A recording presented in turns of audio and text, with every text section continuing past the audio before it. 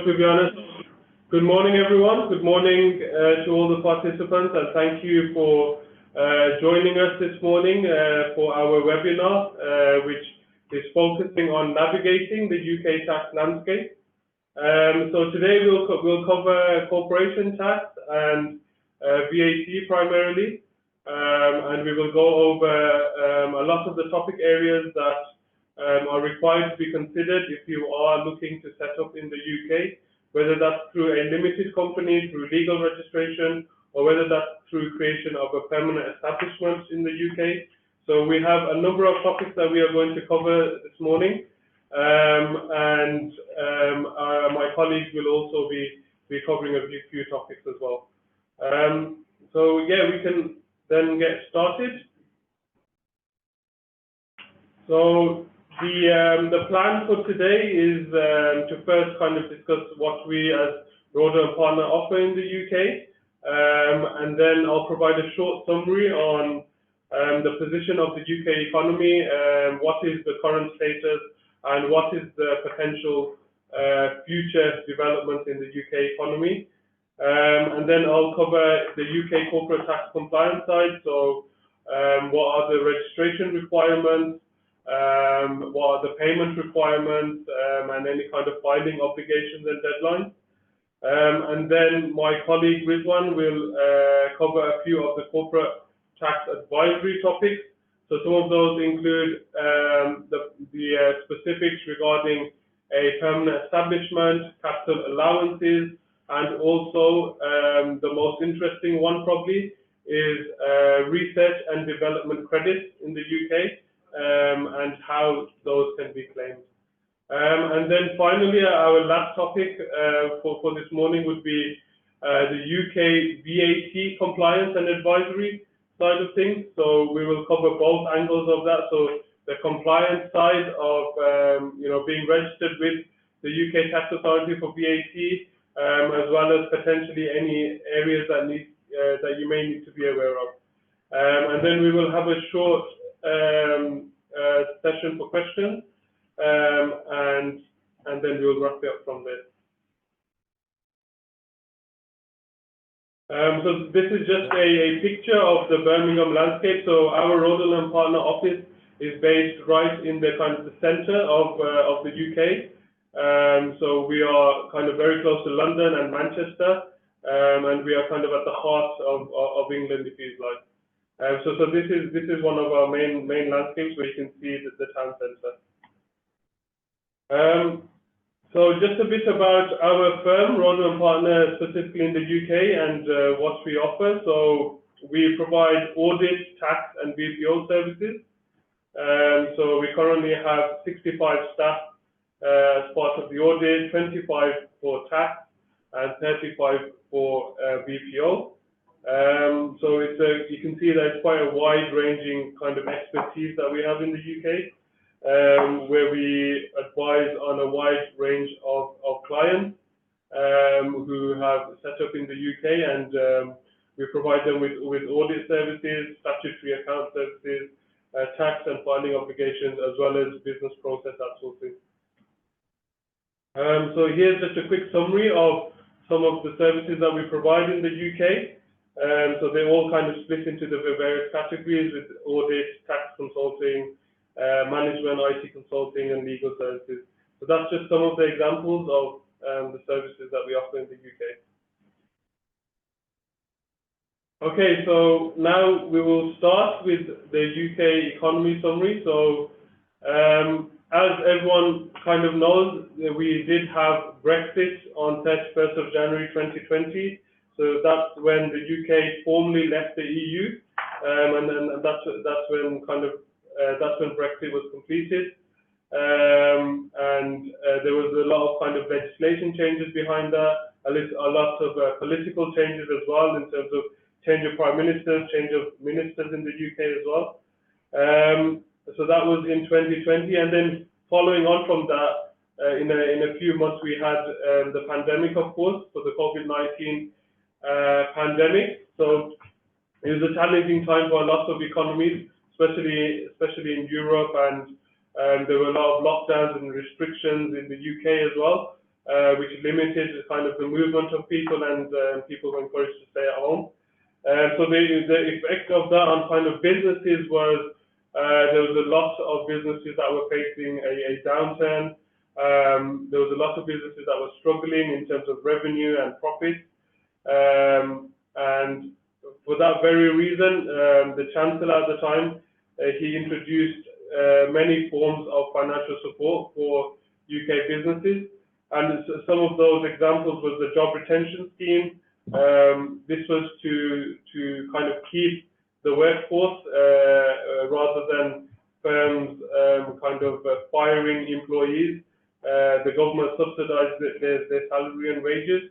So that was one scheme that the government implemented to make sure that the employment rate wasn't too badly affected. And there was also significant loan schemes available to businesses where significant loans were granted for supporting the business and keeping the business afloat. Or if businesses are having problems managing cash flow, then these business loans were really helpful at that time. So there were a number of measures that were introduced during the pandemic, and a lot of that is probably considered kind of debt for the government now, and we are seeing now actually kind of policies where they are trying to now recoup that kind of all the grants and the business support that they were given. So we are seeing increased tax rates, and we are seeing frozen thresholds. Those are just some of the examples. So I think inevitably, as with any kind of economy, where the government has provided significant assistance, they will look to kind of claw that back and reduce the budget deficit. So at the moment, I think that is one of the main focuses of the UK government, where they're trying to reduce the deficit from all the spending during COVID by increasing taxes, by trying to increase the amount that they receive from UK businesses and UK individuals. And then moving on to the budget. So in the UK, we have 2 budgets a year. So similar to Italy, where you have the budget law day at the end of the year. So there's only one in Italy, I assume, and I think in the UK it's slightly different, where we have 2.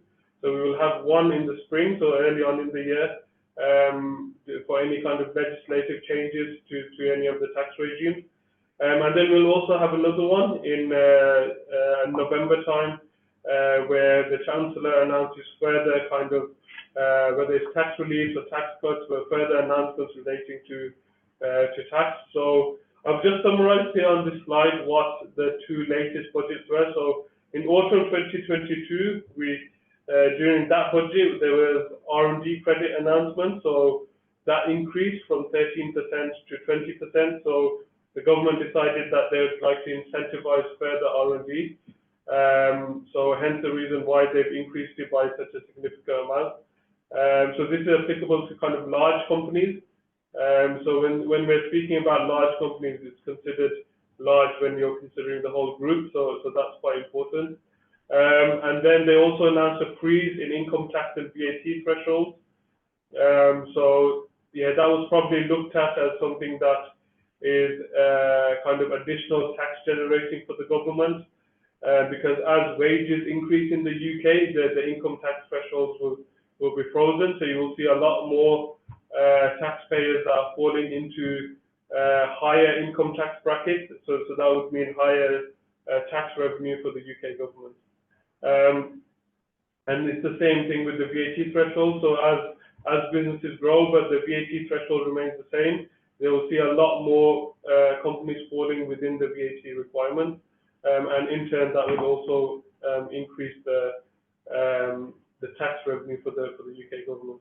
And then a third announcement was that dividend and capital gains tax allowances were halved. Again, this was reducing the kind of the allowances and reliefs available for dividends. And for capital gains, for individuals, there was an allowance that was halved. So that was quite a significant reduction, which again is another measure to designed to increase the tax revenue for the government. Moving on to the spring 2023 budget. So we've had some more announcements recently this year. One of these announcements was full expensing for corporation tax. So that basically allows companies to benefit from 100% relief for capital expenditure on any kind of qualifying plant and machinery.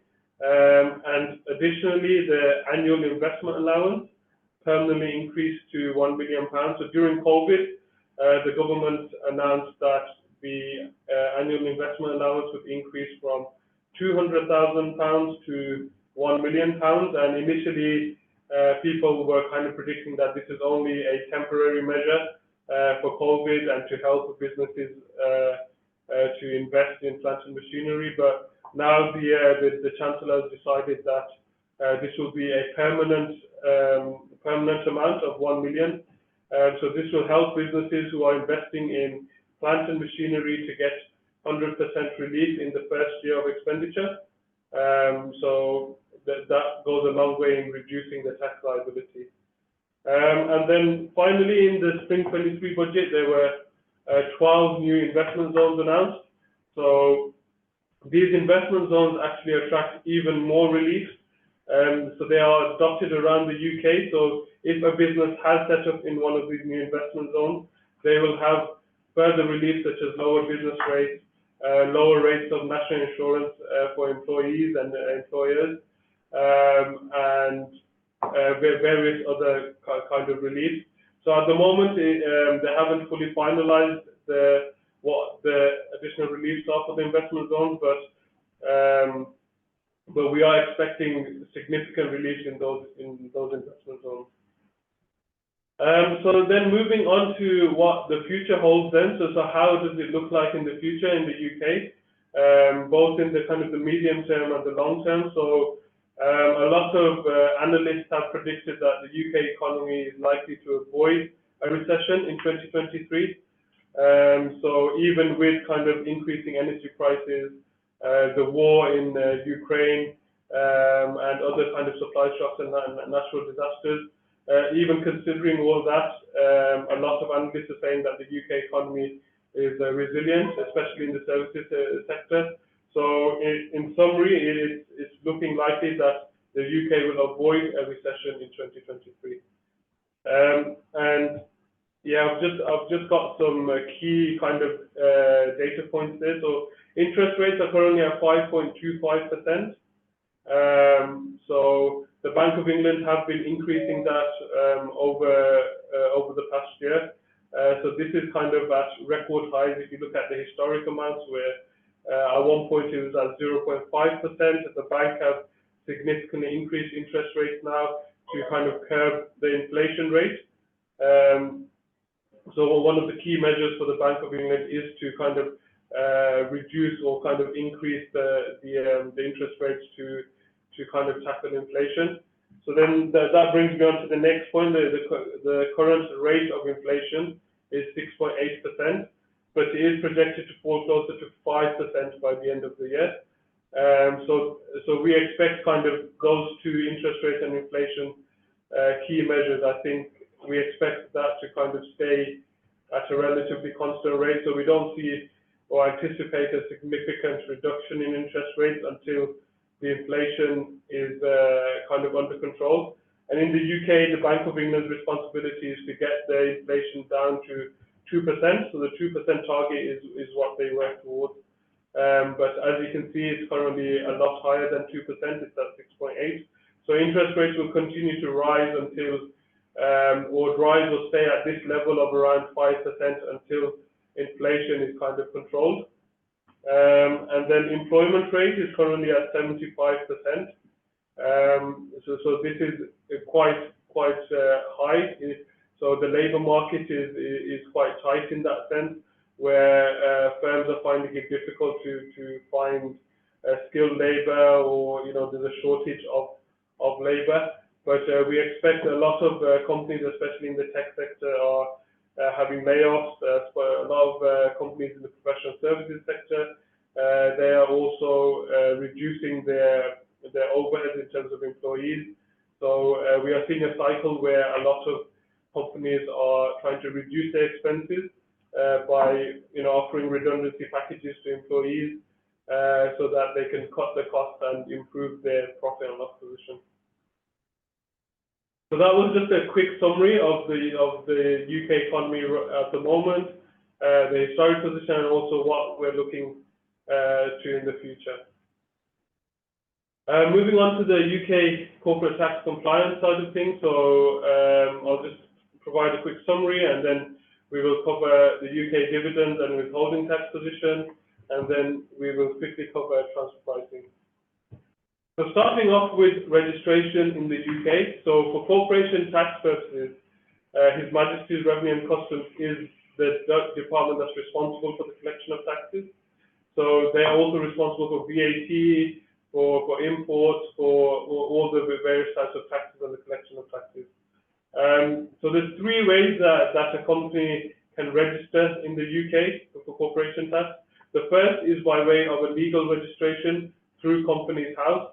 So this is a fairly straightforward process where it's all kind of an online submission process where it's straightforward to register your limited company.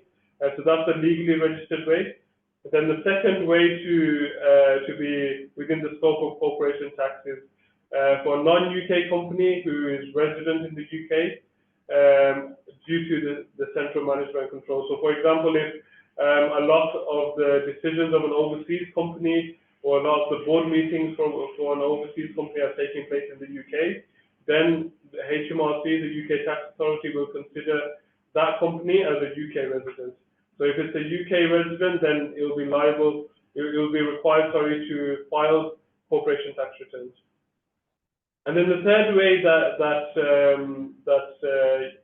a CT registration is required is where a UK permanent establishment exists. So this could be in the form of a fixed place of business, or there's an agent that acts on behalf of the company and is authorizing contracts. So, and my colleague will cover that in a bit more detail later on. But this is just a quick summary of the three ways that you can register or fall within the corporation tax regime. And in terms of submitting the corporation tax return then, so for us here at Rosedale Partners, our process is normally to complete a tax provision, so a tax calculation that's to be included, whether that's for group reporting or whether that's for the statutory accounts. At the provision stage is where we normally do a calculation. Sometimes we do an estimate if there's not enough data, and then we will include those figures in the group reporting, and we'll also include those figures in the statutory accounts that need to be filed to Companies House. And then we will do a final computation, which is prepared once the statutory accounts have been signed, approved, and submitted to Companies House. And then we will finalize the computation and tax return and submit it to HMRC. So in terms of corporation tax rates at the moment, so it's 19% for taxable profits below 50,000, and it's 25% for taxable profits over 250,000. So these limits, they are based on the number of associated companies worldwide. So the more group companies that you have, the lower your threshold will be for 25%. And we've seen that, even small groups, they easily fall within the 25% category. Moving on to the corporation tax payments. So generally, corporation tax, your liability is due within 9 months of the year end, so that would be for smaller entities. So for example, if you had a period end of 31st December 2023, your tax liability will need to be settled by 1st of October 2024. And then there's also another regime for larger companies called the quarterly installment payment. So this will be required for companies that exceed the CRISP threshold. So again, this threshold is based on the number of associates within the whole worldwide group, and then the threshold is calculated based on the number of associates. In terms of tax losses, if you're generating a UK tax loss, these losses can be carried forward indefinitely. So there's no kind of limit on how quickly you need to use these losses. They can be carried forward indefinitely, and only when the company generates profit, that's when these losses can be used. Moving on to dividends then. So dividends, so most foreign and UK dividends received by UK companies, they are exempt from corporation tax. So withholding taxes as well. So there was a EU interest and royalties directive, but that ceased to apply after Brexit, and this directive can no longer be used for withholding taxes. But I think what's kind of important to know is that each country has a double tax treaty in place with the UK. So all European countries have some form of double tax treaty agreed with the UK. So these are still valid, they are legally valid, and you can still use these when considering withholding taxes. Yeah, and just to point out, I guess some treaties may be updated or changed in the near future. So as we go through the Brexit process and as we kind of negotiate new terms with countries, these treaties may be updated in the future. So in terms of Italy then, so there is a double taxation treaty with Italy all the way from 1988, but it is still currently in force, and it is effective from 1st of April 1991. So any dividend paid will be 0% generally, but there is a deferred, there is a double tax treaty rate of 5%, but it's not currently applied. Interest would be withheld at 10%, and royalties would be withheld at 8%. And then there's also transfer pricing requirements in the UK. So the UK is part of the OECD, and a lot of the OECD rules have been implemented in the UK, or the UK authorities, that they would like taxpayers to follow the OECD guidelines.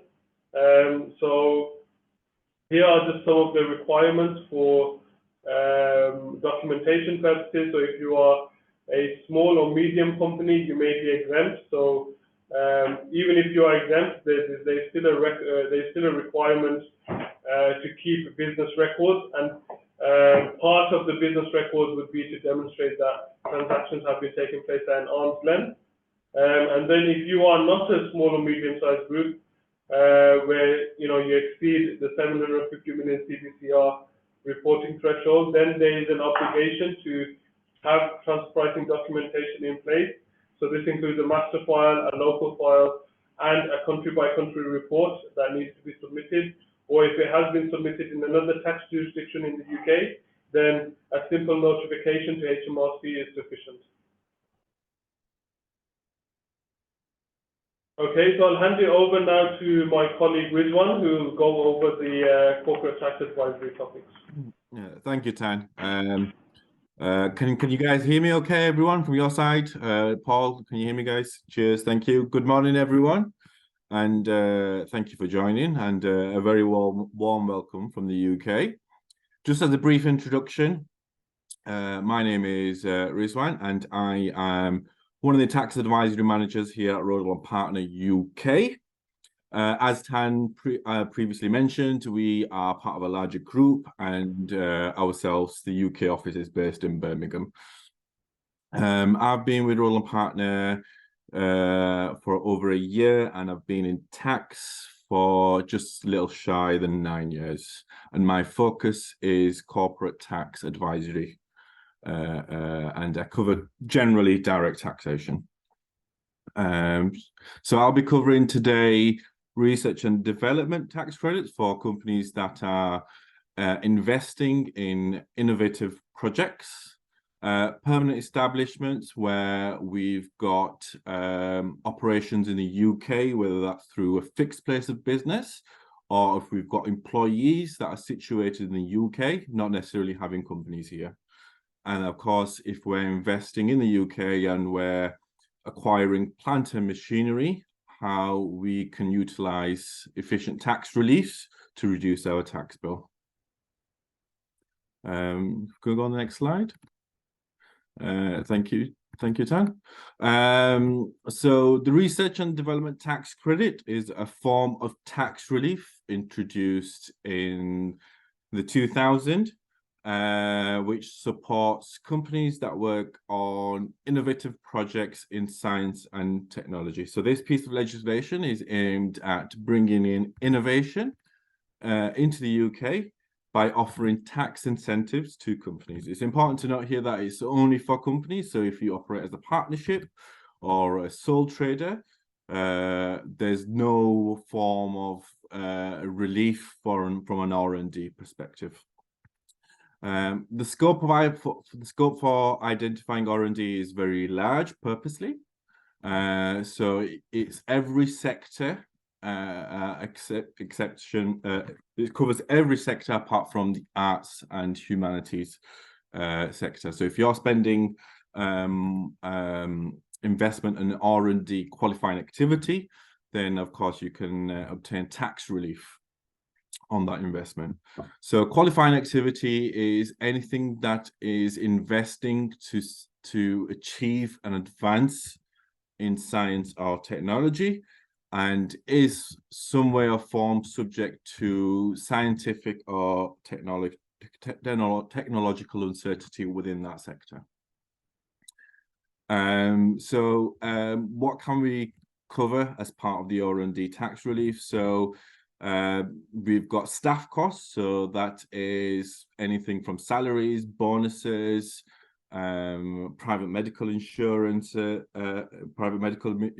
national insurance contributions too, as part of the staff costs, subcontractor costs, any freelancers that you've used, any third parties that you've used. We can also obtain some deduction for that.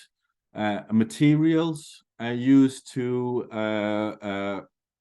advance the R&D matter, as well as any indirect costs, so heat, light, and power used as part of the R&D process.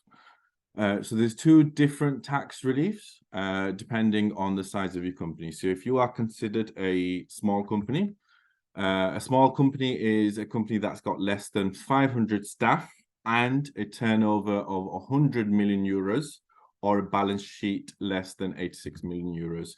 If you are considered small, then you would get an 85% deduction, an extra deduction in your tax computation on top of your original deduction. So in total, it'll be 185. The 85% is the R&D deduction, the extra deduction.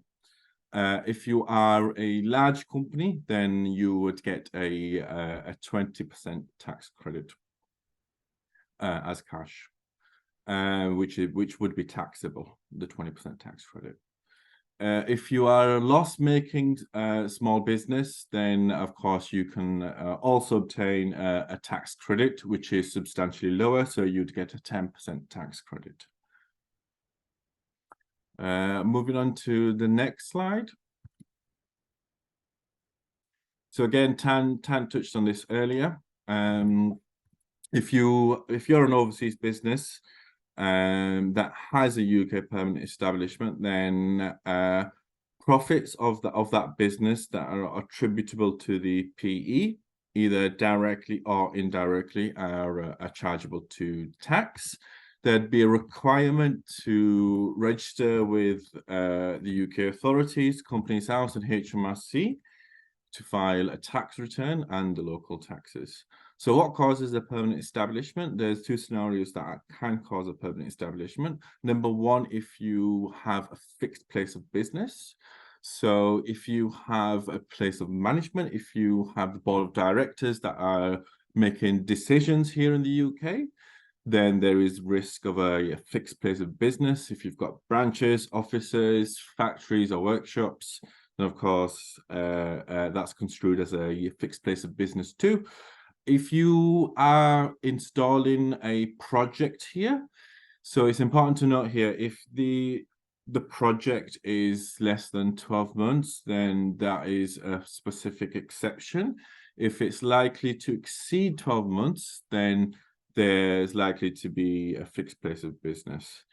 If you have a business that's auxiliary or passive in nature, for example, if you've got a distribution center here and it's solely acting as a distribution center, then that is auxiliary in nature, then of course there's no fixed place of business for UK tax purposes.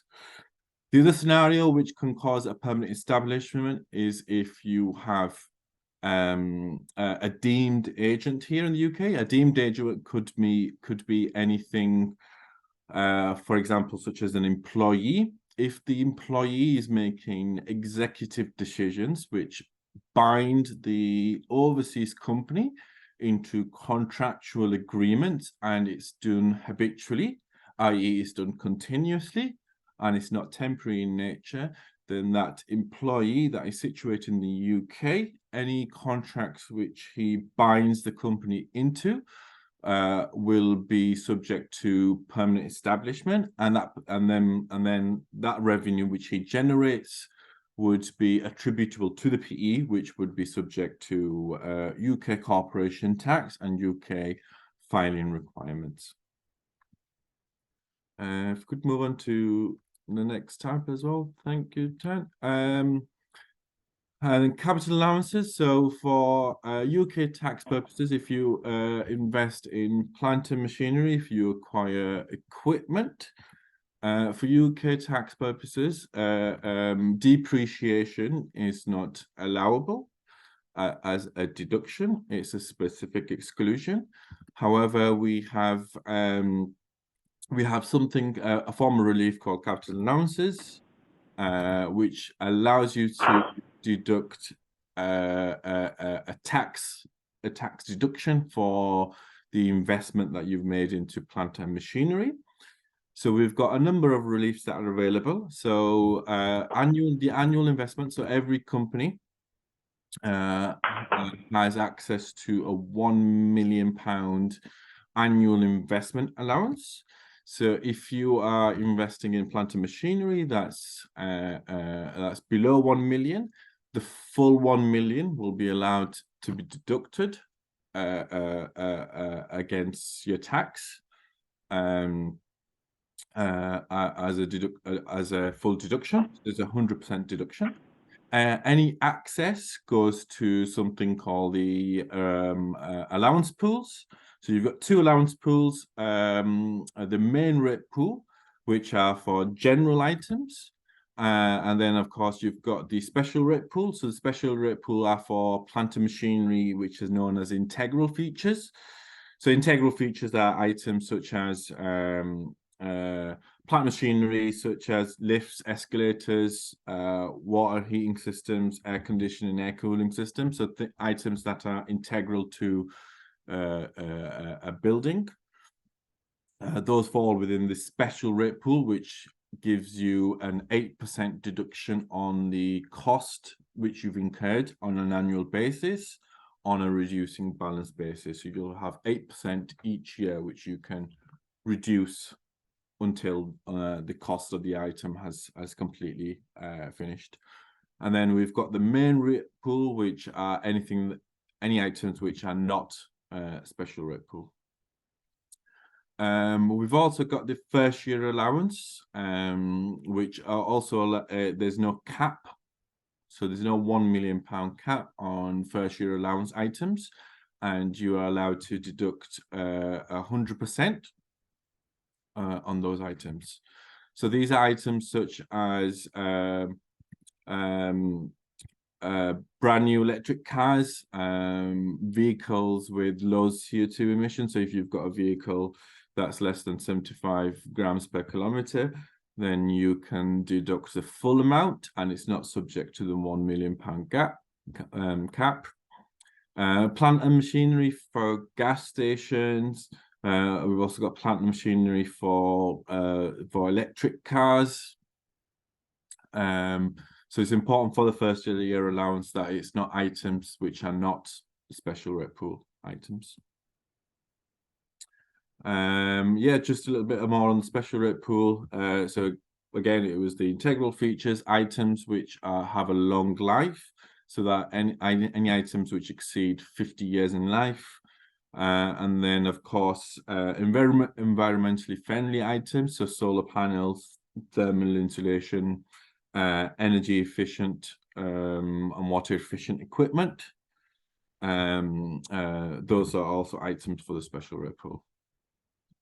And then we've also got structures and buildings allowance. So if you are putting up a structure here in the UK and it's being used for trading purposes in the UK, so if you're using it for business purposes, traditionally, investment on buildings and structures was not a tax deductible item. But since 2018, if you were putting up a building or if you're doing a refit on a building that's being used for trading purposes, then you are allowed a 3% deduction, and you can claim on all construction costs, such as fees for the design, preparing the site for construction, the construction itself, any renovation and fitting and work.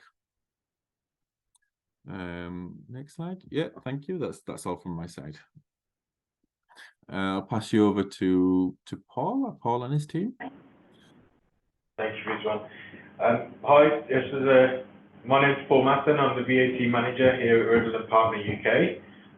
My colleague Arjun Singh is a senior VAT associate and will also be joining us for this presentation. Today we're going to discuss some of the key topics relating to UK VAT compliance and advisory. And we'll lead with the VAT registration, available VAT schemes in the UK, compliance obligations, and also some important rules regarding importing into the UK. Maybe we go on to the next slide. For the first slide, I will hand over to my colleague Arjun to provide us with some information regarding the VAT registration. Yeah, so VAT registration is required in the UK if the following conditions are met. For a UK entity, meets the VAT registration threshold of 85,000 GBP. However, you can still choose to register for VAT if your turnover is less than 85,000 GBP, and this is known as a voluntary registration. And if the company is based outside the UK and selling on a DDP basis into the UK, then there is no registration in place, and VAT registration is required. No question.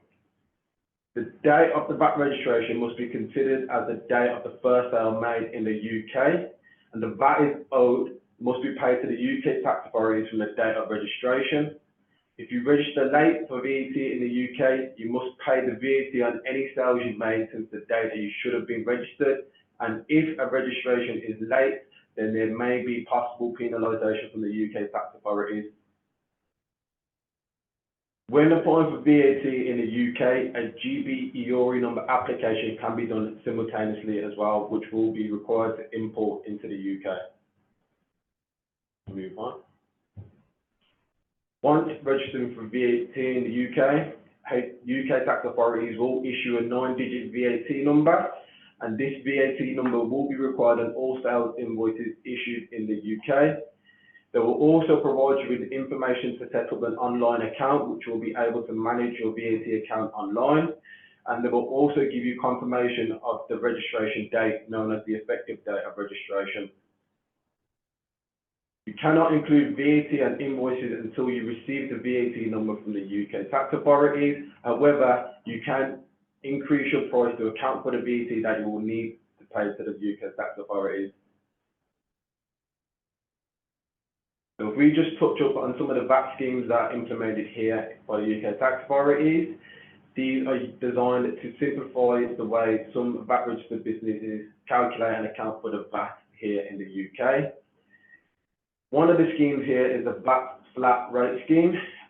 This scheme is only eligible if your turnover is 1.35 million GBP or less. And this scheme, in essence, is paying a flat rate of VAT. You keep the difference between the VAT charge on sales and the VAT paid on the tax authorities.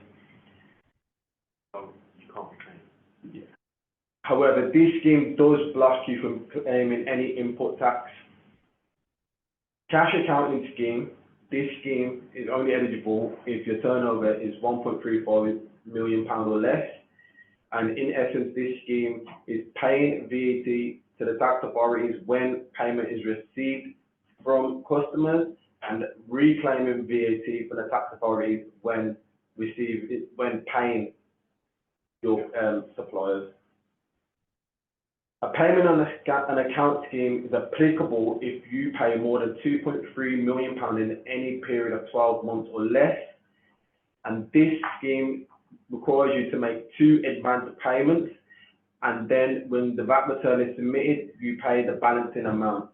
Now for this scheme, you only have 1 month to submit the VAT return, whereas typically you would have 1 month and 7 days. However, if the payment of account scheme does not suit the business to be submitted on a quarterly basis, you can opt to submit the VAT return on a monthly basis, which then allows you to have the additional 7 days.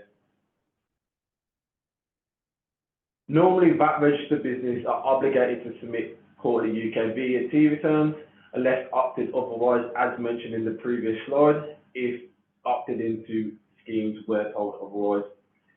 The deadline for VAT submissions and any payments due to the tax authority, again, must be completed 1 month and 7 days after the period ends.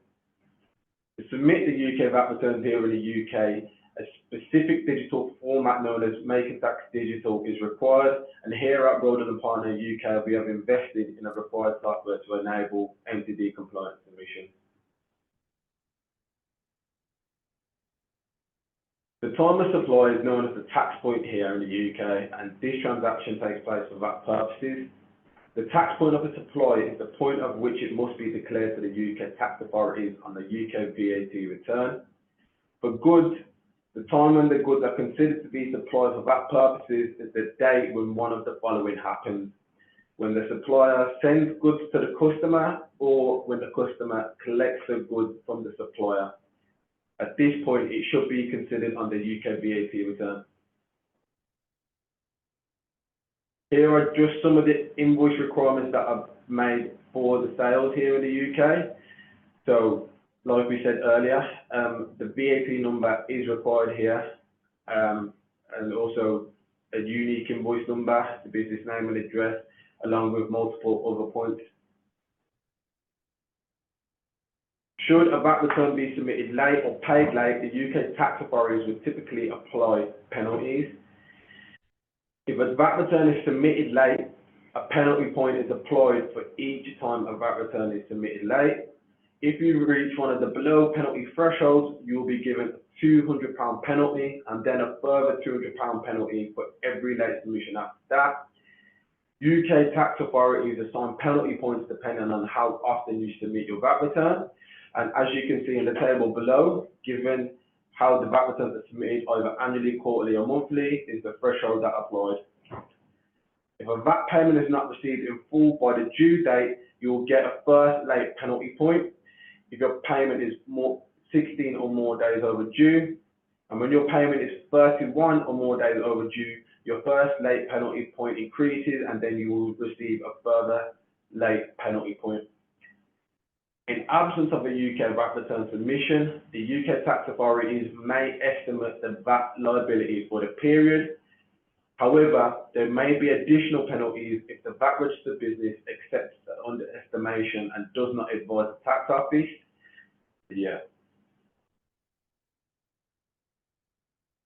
So, importing into the UK, the responsible importer must have a valid GB EORI number, which will be used to clear the goods into the UK and enable the importer to reclaim any import VAT paid. As mentioned previously, a GB EORI number application can be done simultaneously with a VAT registration. The UK tax authorities have clarified that only the owner of the goods is entitled to the import VAT recovery. Therefore, it is very important that agreements with the customs broker and freight forwarders are established correctly. A customs broker is commonly used by imported entities to complete import declarations on the importer's behalf. If the import is located inside the UK, then a direct agreement can be set up with the customs broker. However, if the importer is located outside the UK, then an indirect agreement is required. There are multiple methods available for payment and clearance of import taxes. One of them is a duty deferment account. This allows the importer to make one payment a month through a direct debit instead of paying individual for each consignment. And anyone can apply for a duty deferment account to pay import duties into the UK. PVA accounting, known as postponed VAT accounting method. This enables the importer to refrain from paying any import VAT due. However, simply accounting for the import by a reverse charge procedure on the UK VAT return. The benefit of this method is that there is no physical movement of cash. The UK tax authorities have also introduced a new cash accounting scheme to pay duties due for your goods when you make a declaration. This consists of making payment into a cash account where you are able to authorize your agent to access the account to deduct payments due for import and any clearances for import. Also, the alternative method is to pay on payment of taxes through the customs broker.